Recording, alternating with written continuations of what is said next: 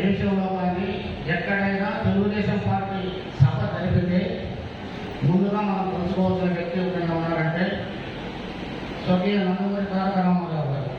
ఆయన తెలుగుదేశం పార్టీ వ్యవస్థాపకులు.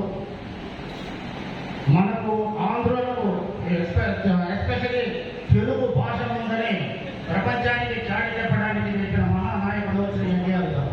సంవత్సరానికి ముందు వరకు ప్రయుక్త రాష్ట్రం ఉందని చాలా మందికి తెలియదు.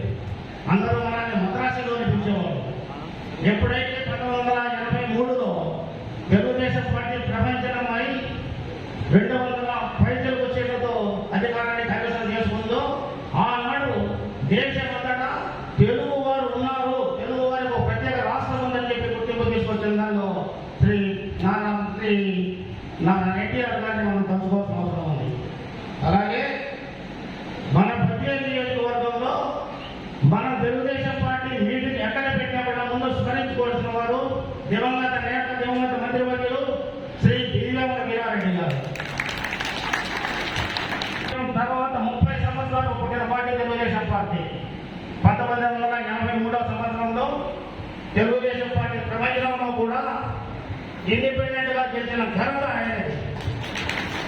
తర్వాత 80 చేసిన తర్వాత తెలుగుదేశం పార్టీ యొక్క సభ్యులుగా చేరి అక్కడి నుంచి తెలుగుదేశం పార్టీకి ఆయన వర్గం తెలుగుదేశం పార్టీ వచ్చింది తప్ప తెలుగుదేశం పార్టీ ప్రత్యేకంగా వర్గం ఏమని లేదు.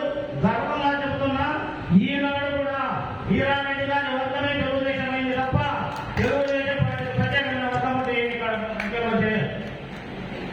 దానికి ఇప్పుడు సమస్యలన్నీ అందరూ చెప్పుకుంటూ వచ్చారు. ప్రత్యేకించి తుగ్గల నాగేంద్ర గారు ఉన్నారు. ఆయన కూడా పార్టీ పుట్టినప్పటి నుంచి పార్టీలో ఉన్న వ్యక్తి.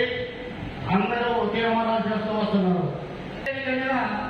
మన ముఖ్యమంత్రి నారా చంద్రబాబు నాయుడు గారు దాదాపు 5-6 సార్లు విజయమ్మ గారికి ఎమ్మెల్సీ ఇస్తామని చెప్పి 5-6 సార్లు ప్రమాణం మాటలనే ఉన్నారు. ఎప్పుడు ఇస్తామనే చెప్తున్నాడు ఇప్పటిదాకా. వారి కుటుంబానికి సరైన గుర్తింపు వచ్చేలాగా మీరు వారి అధిష్టాన్ని తెలియజేయాలని చెప్పి కోరుకుంటున్నాం. ఎందుకని చెప్తే మామూలుగా ఏ ఎన్నికలు వచ్చినా వారి సొంత డబ్బులు కడుతున్నారు. అది ఎమ్మెల్యే ఎలక్షన్ కానివ్వండి, మున్సిపల్ ఎలక్షన్ కానివ్వండి, లోకల్ బాడీ ఎలక్షన్ కానివ్వండి, అవన్నీ ఏవి అడ్డగోలుగా సంపాదించిన డబ్బులు కాదు. వాళ్ళు కష్టపడి డాక్టర్ గారు సంపాదించి ఈ డబ్బులంతా ప్రజలకంతా బడ్జెట్లో పెట్టుకుంటే వారికి సరైన గుర్తింపు రాకపోవడం అనేది చాలా శోచనీయం సార్.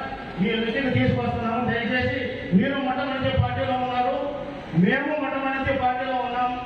ఆ పార్టీ ఉన్నదానికి ఈ రోజులైనా మీరు కనీసం ముఖ్యమంత్రి గారికి ఈసారి అయినా సరే మా అందరి ఆవేదన, మా ప్రజలందరి ఆవేదన, ఇప్పటికైనా వారి కుటుంబానికి సరైన గుర్తింపు వచ్చేలాగా మీరు మీ తీవ్రమైన సహాయం చేయాలని చెప్పి కోరుకుంటూ నాకు ఈ అవకాశం ఇచ్చిన ప్రజలందరికీ నమస్కారం తెలియజేసుకుంటూ జై తెలుగుదేశం, జై ఎన్టీఆర్, జై. ఇప్పుడు